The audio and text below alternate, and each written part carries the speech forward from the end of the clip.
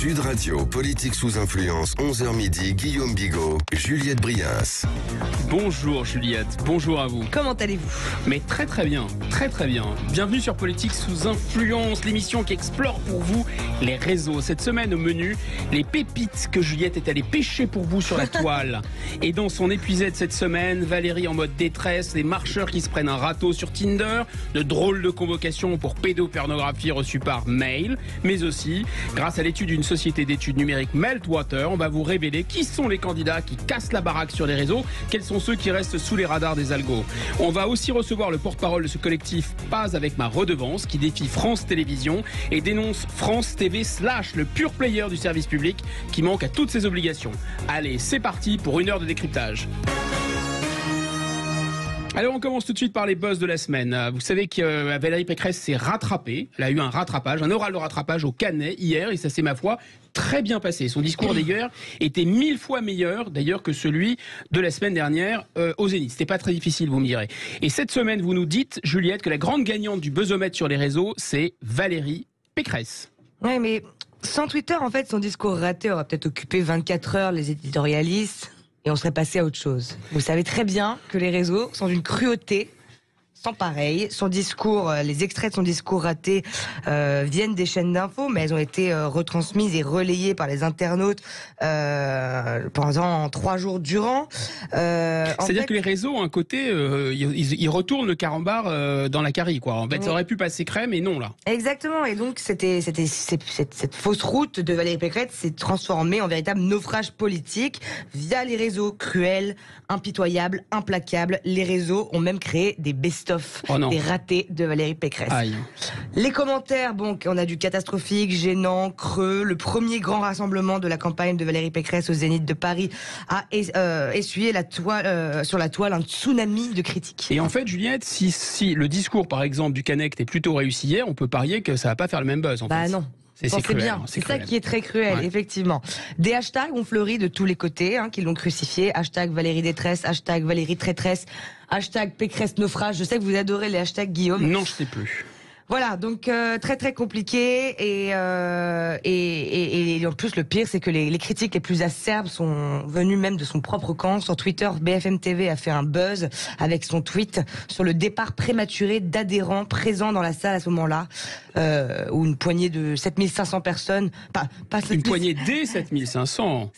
Pas les 7500 personnes qui sont parties, mais quelques-uns que BFM a pu. Oui, ce qui est quand même rarissime pour un meeting de ce type. On a aussi ce tweet qui a buzzé de BFM TV qui disait que Nadine Morano était dans l'incompréhension totale au moment du meeting et disait. Est-ce que ça la change? Qu'est-ce qui se passe? Qu'est-ce qui se passe? Ah, et qu'est-ce qui se passe? Qu'est-ce qui se passe? Que se passe-t-il, Valérie? Accélère, Valérie, aurait-elle dit. Oula. Et je crois qu'il y a Laurent Wauquiez aussi qui s'est un peu lâché, non?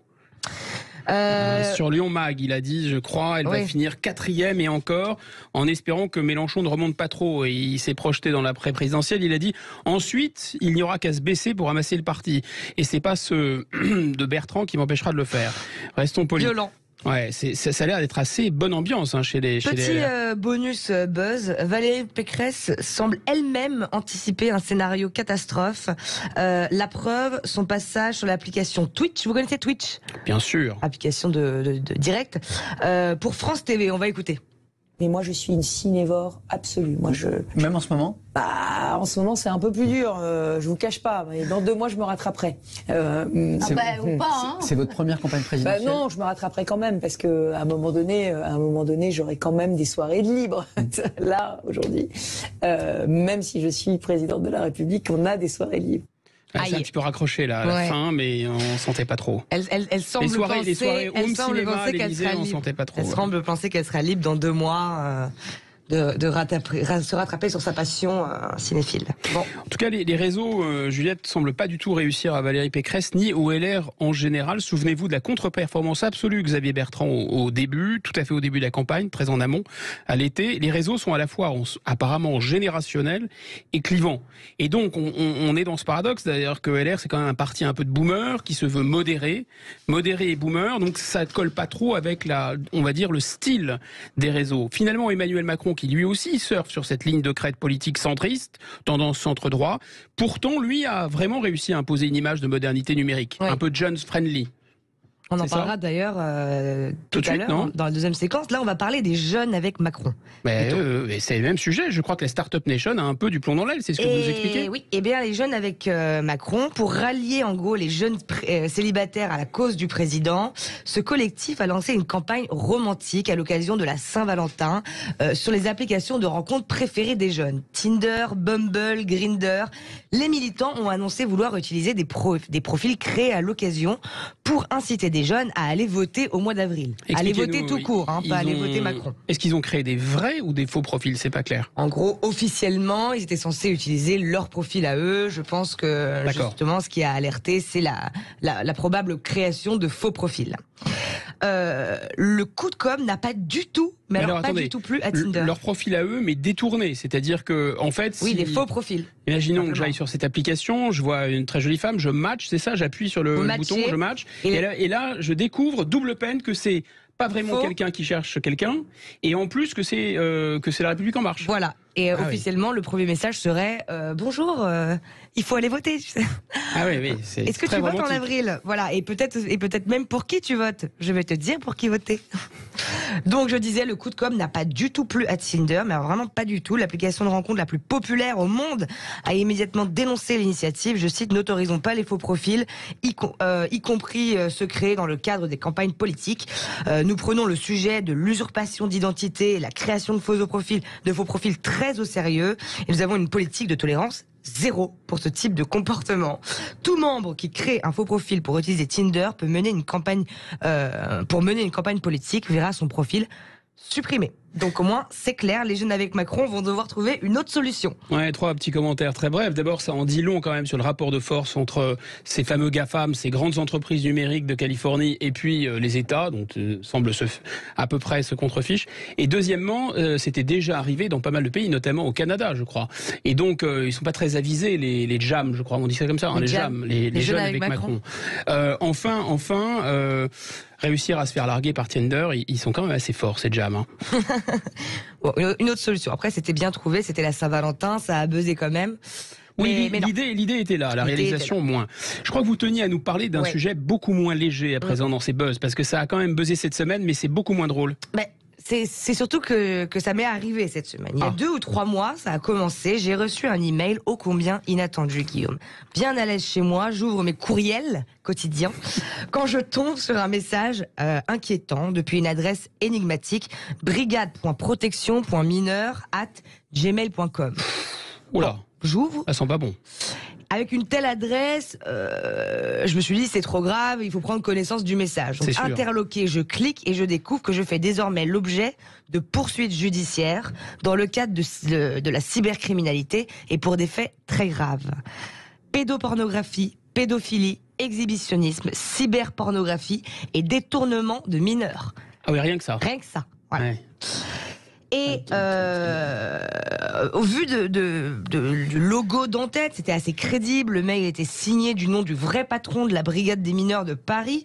Mais évidemment, en regardant plus attentivement le message, j'ai pu repérer quelques failles, quelques indices d'incohérence. Il y avait des fautes d'orthographe, la sémantique était douteuse, l'adresse email était bizarre en Gmail. Bon, j'ai compris tout de suite l'embrouille. Voilà. Gmail, ouais, c'est ça. J'ai compris tout de suite l'embrouille. Pour moi, ça a été facile de comprendre que cet email était une arnaque semblable à toutes celles qu'on connaît depuis le début des spams, comme on dit, de l'emailing. Je vais vous faire un aveu, j'ai reçu le même mail et je crois que nous sommes des centaines de milliers, peut-être même des millions en France, à avoir été victimes de cette tentative. Je crois qu'on appelle ça le phishing, c'est ça? Oui, c'est ça. Et on connaît le phishing, mais comment dire?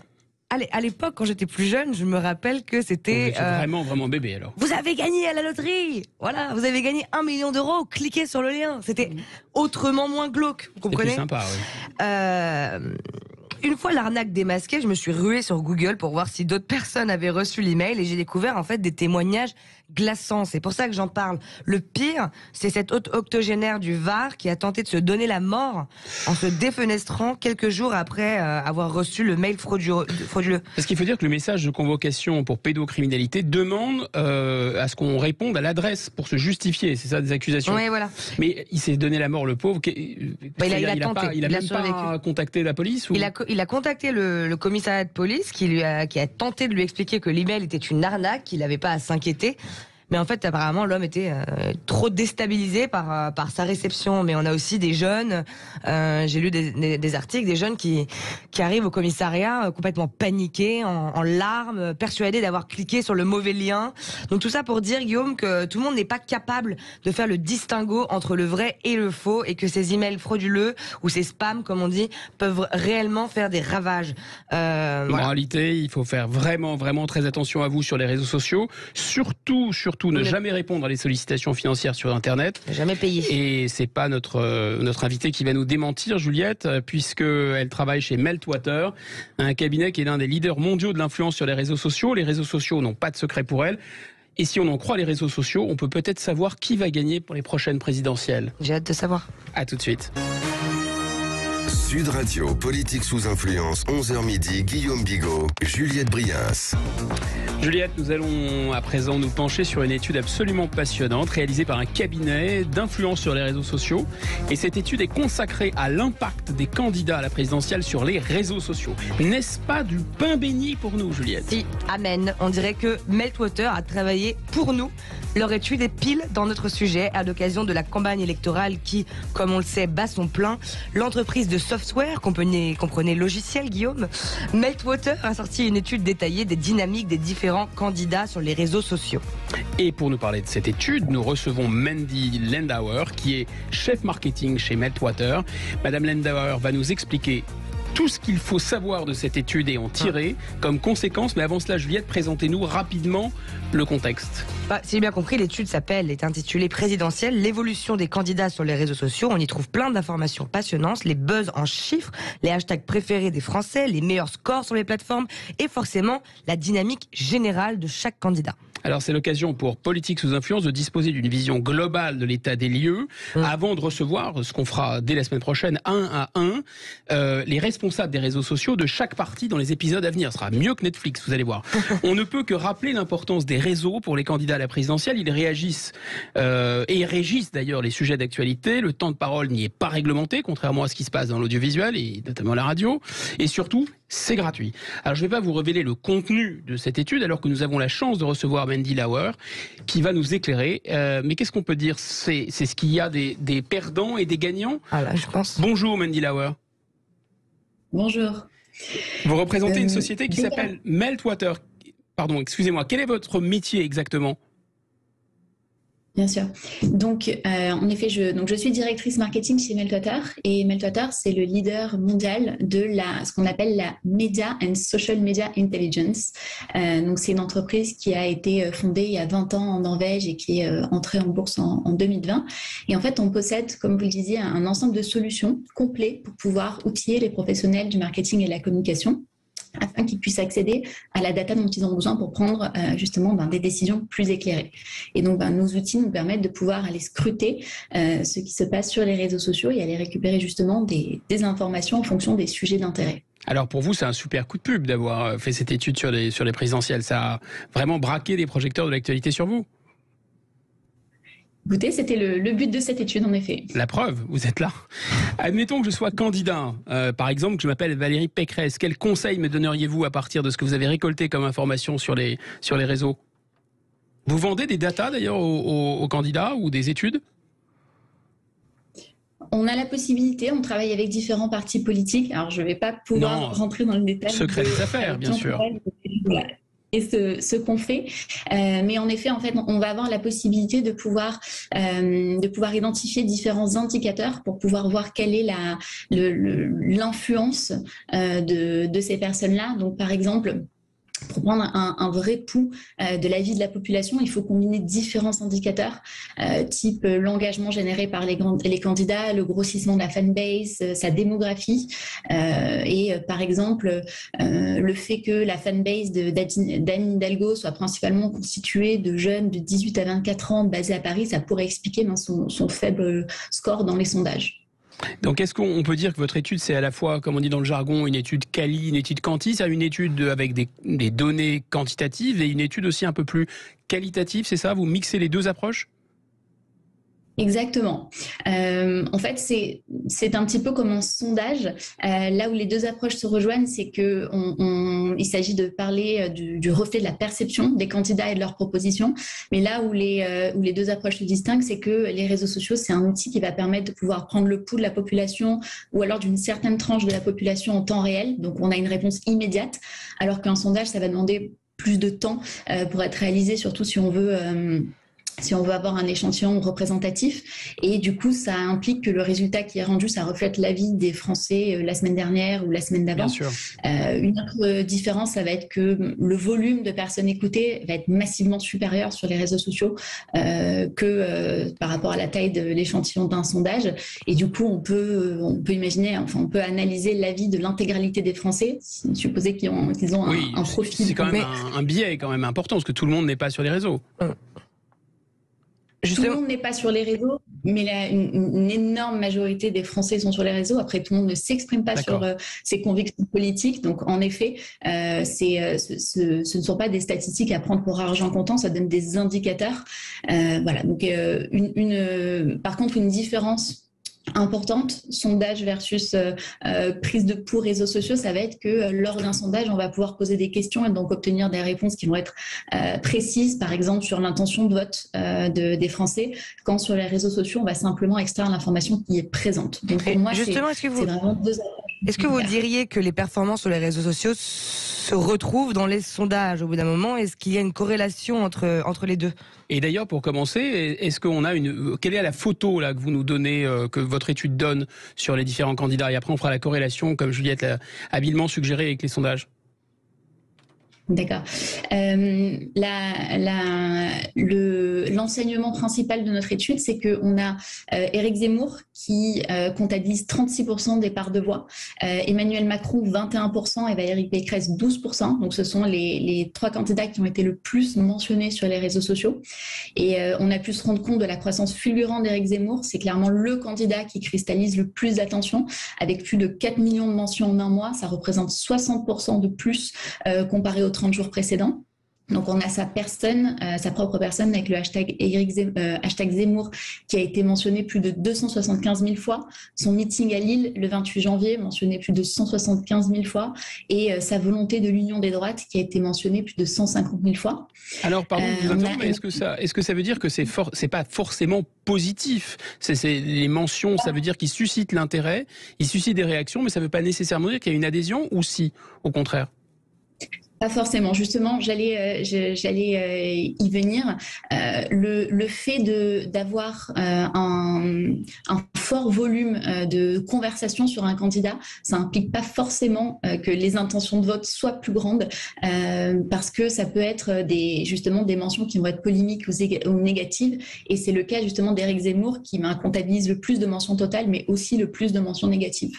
C'est ça. Il existe un bad buzz. Parfois, on peut dire il n'y a pas de bad buzz, mais dans le cas de la campagne électorale, effectivement, ça existe. On l'a vu avec Valérie Pécresse cette semaine. À part ça, est-ce que le chef de l'État est performant sur les réseaux? On a l'impression que oui. C'est un peu le premier maître des réseaux. Alors, il est extrêmement bon en communication sur les réseaux sociaux. Donc, voilà, vous pourrez féliciter son responsable social media quand vous l'aurez sur le plateau. Aujourd'hui, c'est clairement la personne qui a le plus d'influence, qui a la fanbase la plus grande et qui a le plus d'engagement au sein de cette fanbase. Les sujets, les émoticônes qui lui sont associés, ce sont ceux d'un président en exercice. On parle de partenariat stratégique, de présidence de l'Union européenne. Donc on est toujours dans un contexte de candidat non officiel, clairement. Et donc il a quand même plus d'engagement. Il a plus d'engagement, par exemple, qu'un Éric Zemmour ou qu'un Jean-Luc Mélenchon au sein de sa propre fanbase, de sa communauté, tout à fait. Ah oui, c'est intéressant. Et qui au contraire, rame un peu sur les réseaux sociaux, diriez-vous? On n'a pas une performance extraordinaire de Christiane Taubira, je dirais, si je dois citer quelqu'un. manque d'engagement, et ben on recevra peut-être son responsable réseaux sociaux. En priorité, oui, en priorité. Madame Hidalgo, alors parce qu'elle est aussi un peu dans les choux, dans les sondages pour l'instant. En tout cas, c'est pareil. Il y a aussi un effet décrochage des réseaux. Ou moins. On a très peu de mentions. On n'a pas un réel effet décrochage dans le sens où on n'a jamais eu une présence extrêmement soutenue, si on veut. Oui, c'est un euphémisme. Écoutez, j'essaie d'être commercialement correct. assez neutre. Ce sont les chiffres qui le disent, Mandy, pas vous. Ce sont les chiffres qui le disent. Et on a parlé tout à l'heure, on a évoqué, mais peut-être qu'on s'est emballé, puisqu'on avait suivi les aventures de Xavier Bertrand, qui a été d'ailleurs attaqué de manière extrêmement cruelle et injuste dès qu'il est apparu sur les réseaux au démarrage de sa campagne. Et puis on a l'impression que Mme Pécresse, c'est pareil, ça n'accroche pas, sauf à faire du bad buzz. Et on a l'impression finalement que ces partis traditionnels dits de gouvernement, que ce soit le Parti Socialiste ou LR, qui étaient des partis quand même centraux dans la vie politique française, c'est vraiment téfal avec les réseaux sociaux. Ça n'accroche pas du tout. Vous confirmez ça ? Écoutez, Valérie Pécresse, clairement, elle a eu un énorme pic le 13 février, à cause de la mention de la théorie du grand remplacement. Donc, clairement, sans ce pic-là, elle n'aurait pas été 3e du classement. Ça aurait été Jean-Luc Mélenchon. Donc voilà, Ouais. Sans commentaire. Je vais dans le même sens que vous concernant Valérie Pécresse. Ok, écoutez, on a prophétisé ici à Politique sous influence que la prochaine présidentielle se gagnera ou se perdra sur les réseaux sociaux. En un mot, oui ou non, vous êtes plutôt d'accord ou plutôt pas d'accord avec cette idée ? Je ne suis pas d'accord, mais comme je vous disais, on ne peut pas avoir une corrélation directe. Donc, l'approche sur les réseaux sociaux, ça représente plutôt un indicateur sans filtre de ce que pensent les Français. Donc, notre étude n'entend pas refléter les intentions de vote, mais ça montre clairement que l'élection se joue aujourd'hui bel et bien sur les réseaux sociaux et pas seulement sur les plateaux télé. Merci infiniment, Mandy Lauer. Est-ce que vous croyez que le service public audiovisuel français serait capable de faire de la pub pour des sites porno transsexuels ?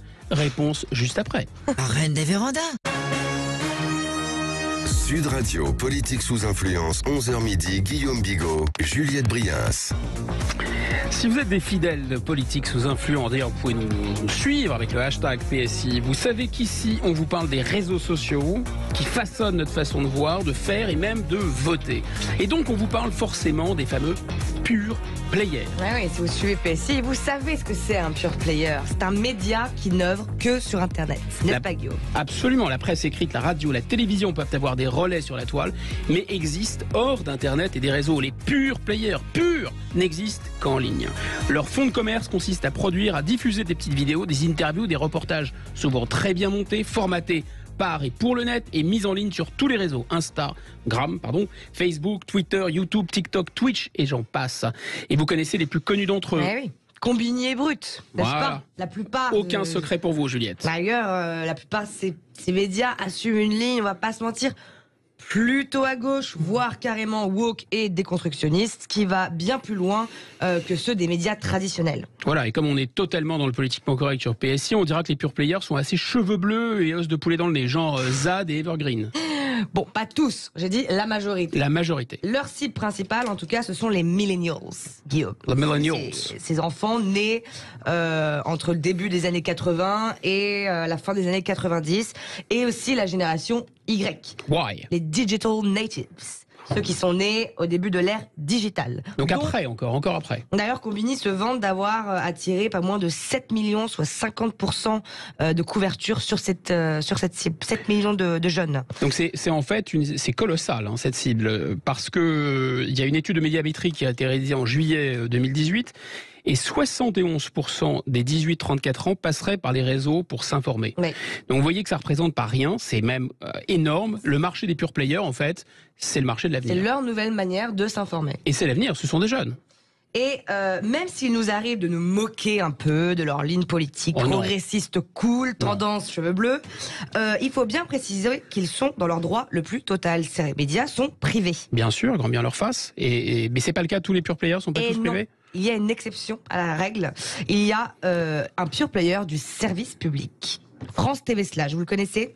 J'en ai entendu parler, mais je sens que je vais en savoir plus. Super cool pour nos jeunes. Enfin, un média en ligne à la mode pour leur apporter un peu de contenu culturel et éducatif. Sur le papier, ce média est consacré à la jeunesse avec des programmes pour les jeunes adultes. France TV Slash est la première chaîne du service public à être entièrement numérique et disponible sur les plateformes YouTube, Instagram, Snapchat depuis novembre 2018, ainsi que sur la plateforme de l'application France TV. La chaîne traite de thématiques comme la sexualité, les discriminations, le corps, l'identité, l'engagement, la consommation et la vie connectée par le biais des histoires de vie, de témoignages, de petites vidéos cool et bien montées. C'est l'angle de traitement, c'est ça. Tout ça est bien joli, mais quand on paye des impôts, c'est quand même intéressant de se rendre sur l'une de ces plateformes, de ces médias, pour constater du contenu proposé de ses propres yeux. Et c'est justement ce qu'a fait notre invité, Arthur, que nous recevons aujourd'hui. Arthur Monet, bonjour. Alors vous êtes le porte-voix d'un collectif qui s'appelle #PasAvecMardeVance. Et ce collectif a lancé une pétition contre France TV Slash, c'est-à-dire le service public à destination des jeunes pure players dont on parlait tout de suite.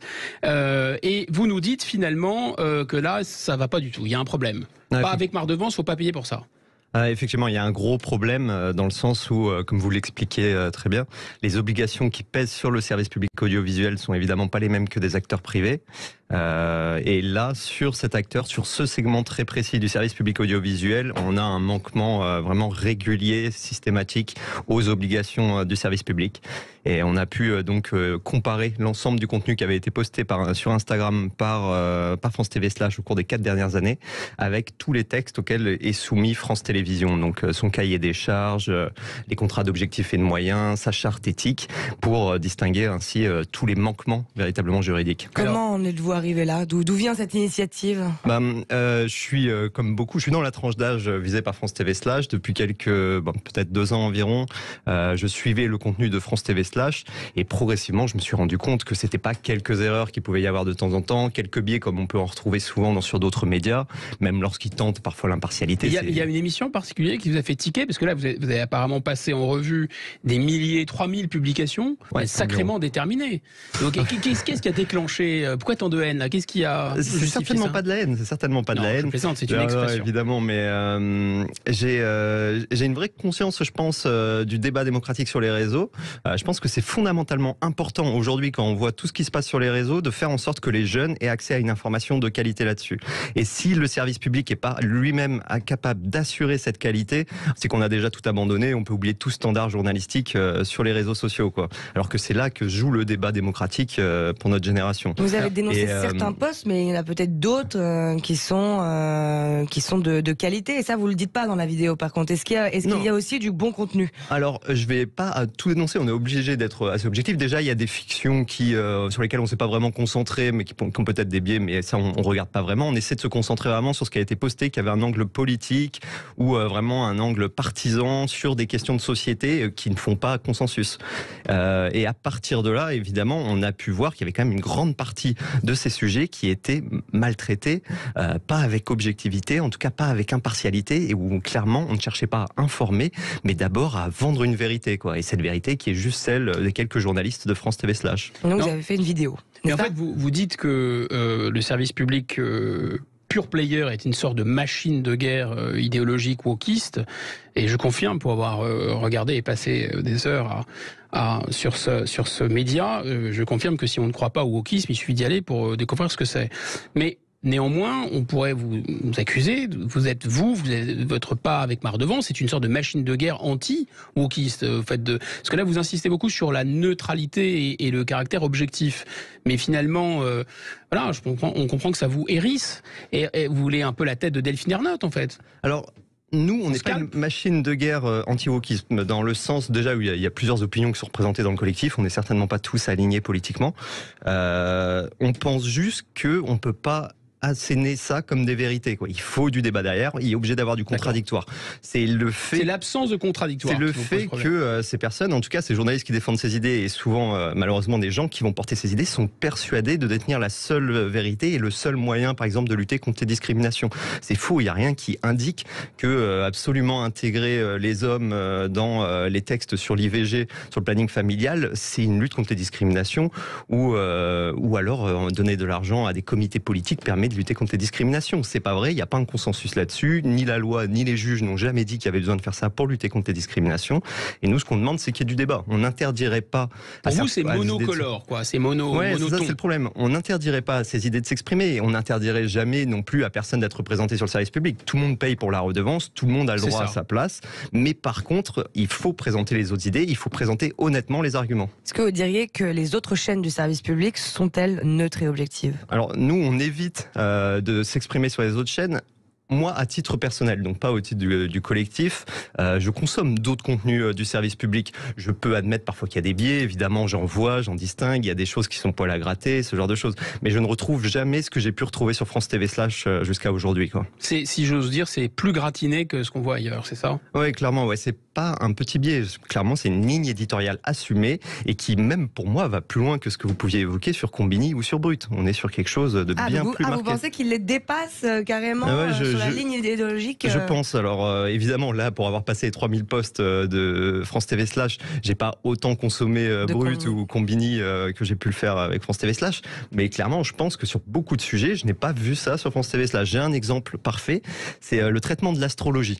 Donc, l'astrologie, pour moi, c'est un débat ouvert. Il y a des gens qui peuvent y voir une arnaque, d'autres qui peuvent y voir quelque chose d'utile. Sur Combini, j'avais vu une vidéo qui était assez intéressante d'une personne, une psychologue, il me semble, qui s'exprimait sur le sujet, qui présentait le pour et le contre. J'avais trouvé ça honnête, bien présenté. À peine quelques temps après, France TV /, eux publié en fait un documentaire d'une 20aine de minutes sur le sujet de l'astrologie. C'était promotionnel, c'était purement une pub pour l'astrologie. Il n'y avait aucun aspect christique. Le sujet était pourquoi tout le monde aime l'astrologie. Et on nous expliquait en gros que c'était génial l'astrologie, qu'il n'y avait aucun aspect négatif. Non, c'est pas le rôle du service public de me dire pourquoi je dois acheter des séances d'astrologie. Intéressant. Et vous avez donc décidé de faire une vidéo, d'alerter. Cette vidéo, on va en écouter un extrait.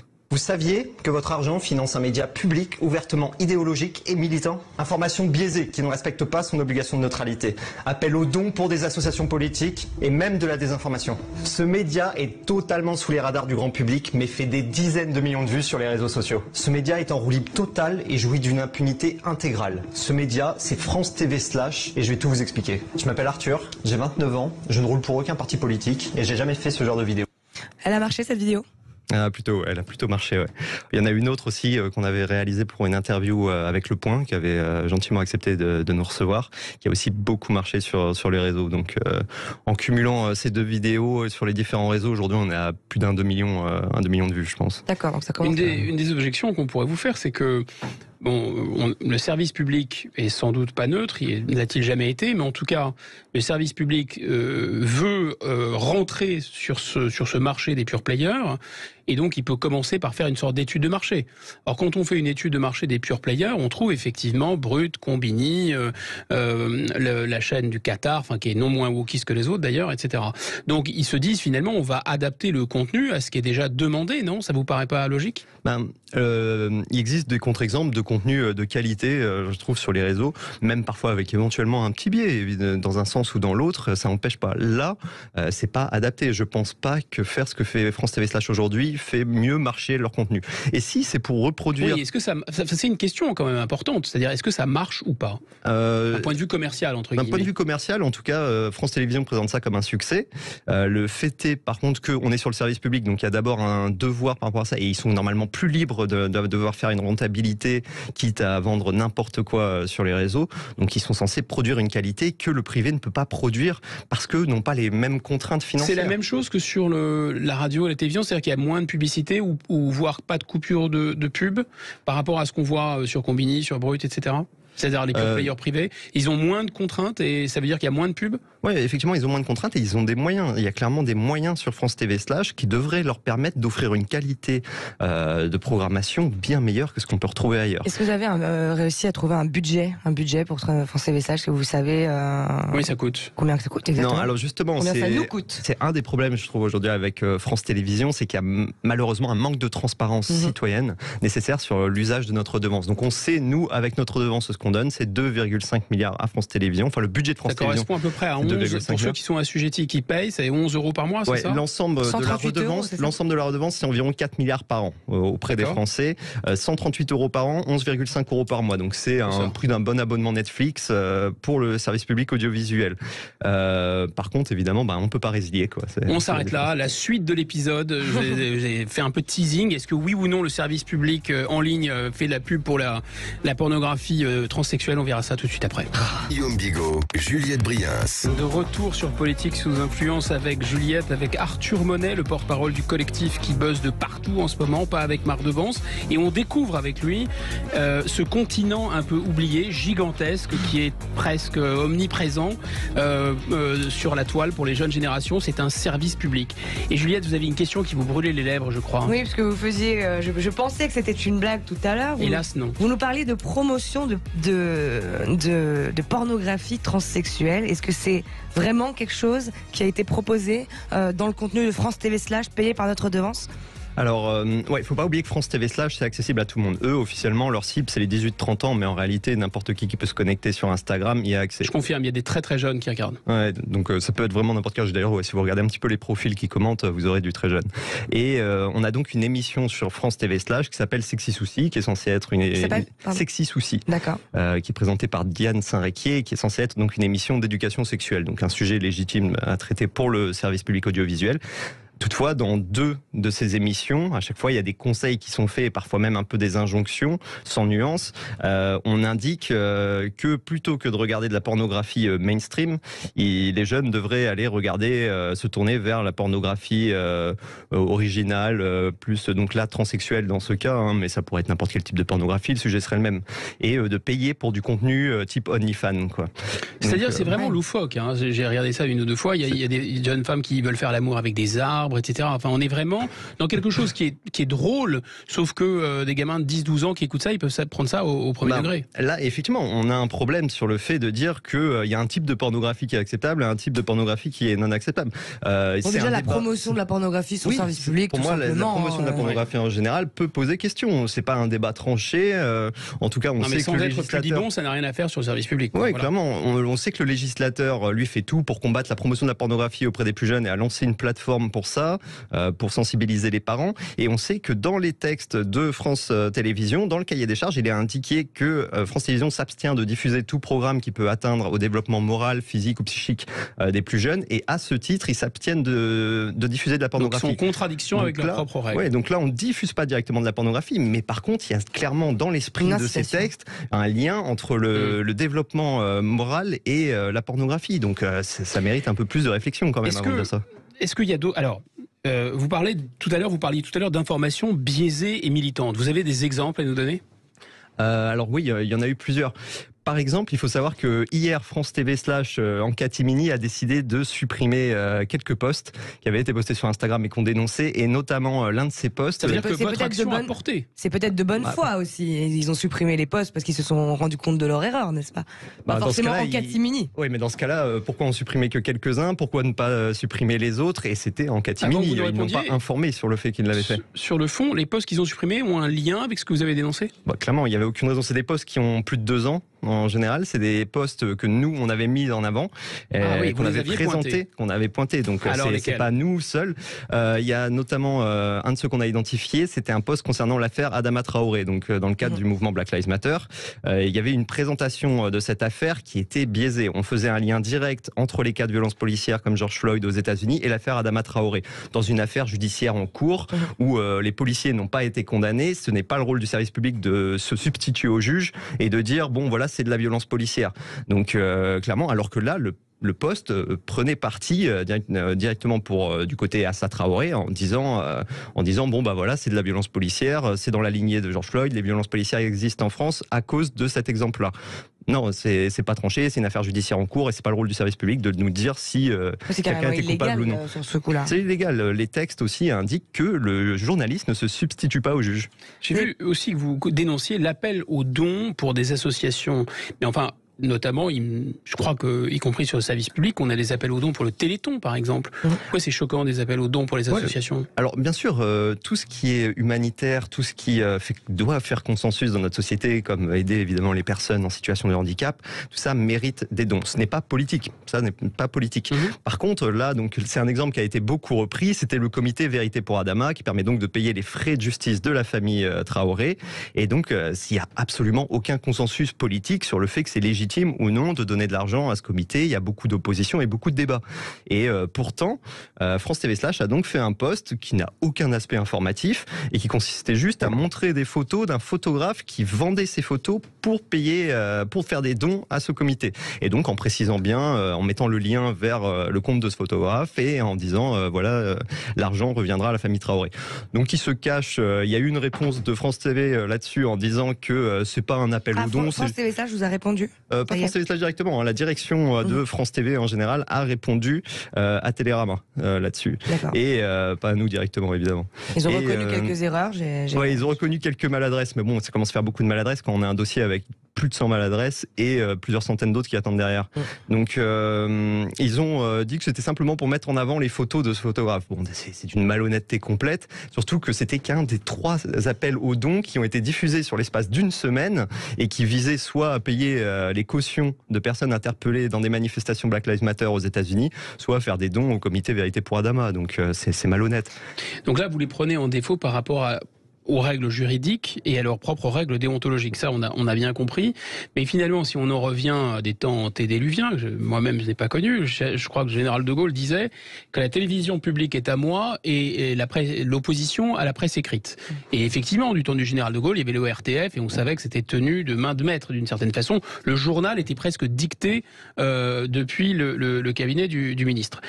Mais là, vous semblez un peu découvrir la lune. Vous dites que le service public est à la main du politique et que le politique est biaisé. Bah oui, le politique, il a des opinions et en fait, il les transmet au service public. Le service public est un peu aux ordres du politique, non ? Ah non, mais pour moi, c'est encore moins légitime que ce qu'on pouvait avoir avant. Si encore c'était nos élus qui indiquaient des directives auprès du service public, mais là, c'est des personnes, c'est simplement des mandataires. Madame Ernotte, elle fait de la politique, que je sache. Quand Madame Ernotte nomme, par exemple, un monsieur qui était le responsable de la com de ELV à la tête de la direction des programmes. Stéphane Sibon-Gomez, voilà. Stéphane Sibon-Gomez qui a été nommé numéro 2 de France Télévisions par Delphine Ernotte et qui n'avait aucune expérience. Les blancs de plus de 50 ans de l'antenne. C'est ce qu'elle avait dit. En tout cas, elle avait dit qu'on avait une télévision de blancs de plus de 50 ans et qu'il fallait que ça change. Ce qui est intéressant, c'est que là, le média n'est pas sur la ligne politique du président ou de notre gouvernement actuel. Oui, enfin, je ne sais pas comment. Du général de Gaulle. Je pense qu'en interne, c'est simplement une forme d'indulgence là-dessus. Le fait, évidemment, d'avoir quelqu'un comme Stéphane Sibon-Gomez,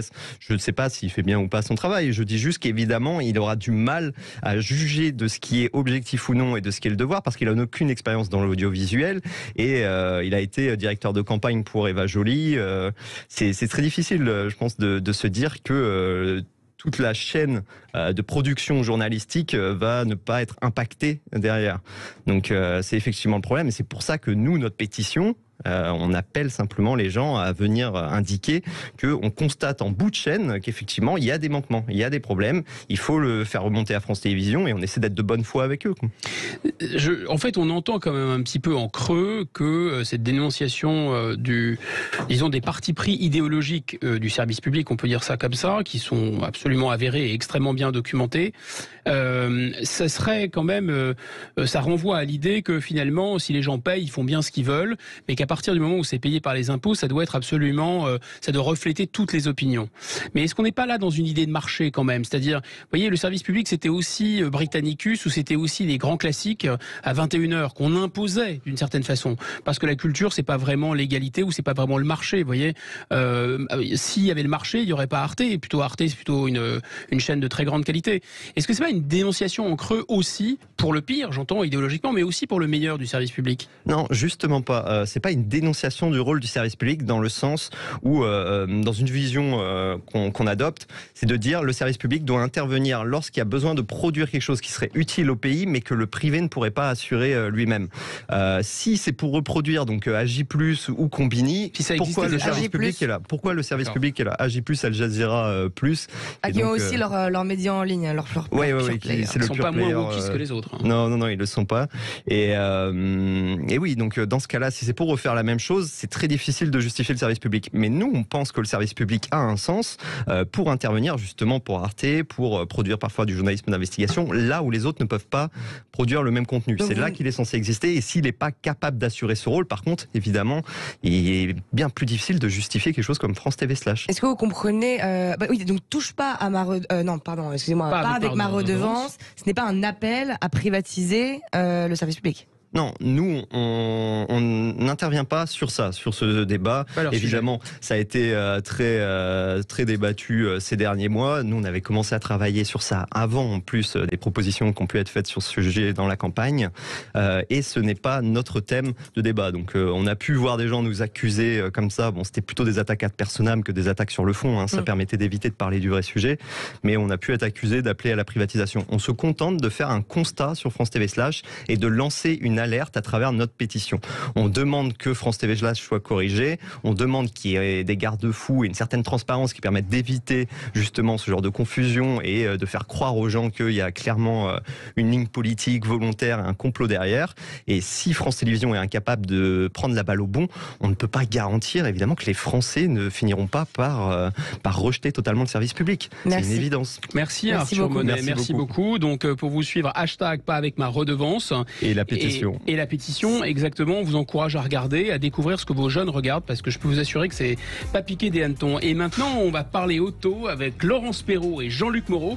Et cette semaine, alors non seulement est-ce que votre voiture est bien assurée pour l'hiver, si j'ai tout suivi, mais surtout, on m'a glissé à l'oreillette que la Renault pourrait peut-être battre Tesla avec l'high-tech. On va voir ça tout de suite.